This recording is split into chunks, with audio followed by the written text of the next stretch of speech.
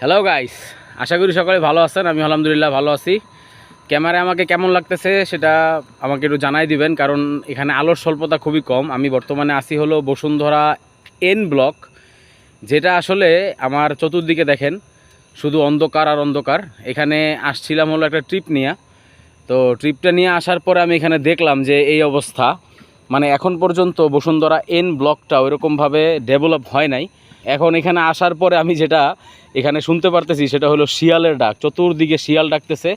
আমার খুবই ভয় লাগতেছে। এটা ট্রিপ নামানোর জন্য আসছিলাম, এক ভাইরে নামাই দিলাম এখানে ভাইরে নিয়ে আসছিলাম হলো বনানী থেকে এই পর্যন্ত বসুন্ধরা এন ব্লকে আসতে আসতে আমার ভাড়া দেখাইছিল 250 টাকা। তো একটু কম আসছে আর কি, 221 টাকার মতো আসছে। তো ভাইরে নামাই দিছি, কিন্তু ভাই যে পর্যন্ত যাওয়ার কথা ছিল আমি ওই পর্যন্ত যাই নাই, কারণ ভিতরে শিয়াল ডাকতেছিল। তো শিয়াল ডাকার কারণে আমি আর ভিতরে যাওয়ার সাহস পাইনি, কারণ তারে ওইখানে নামাই দিয়া তারপর আবার আমার একা একা আসতে হবে। তো এই চিন্তা করে আর আমি ভিতরে যাইনি।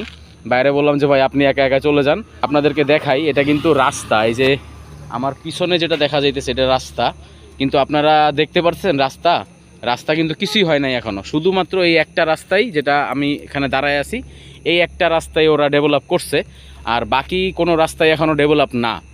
তো বসুন্ধরা এন ব্লকে যদি রাইট শেয়ারের ভাইরা আসেন তাহলে একটু সাবধানে রাত্রেবেলা, কারণ চতুর্দিকে শিয়াল ডাকতেছে। খুবই ভয়ানক জায়গা এটা এখন, যতদিন পর্যন্ত ডেভেলপ না হবে। ঠিক আছে, আল্লাহ হাফেজ, দেখা হবে আবার নতুন ভিডিওতে।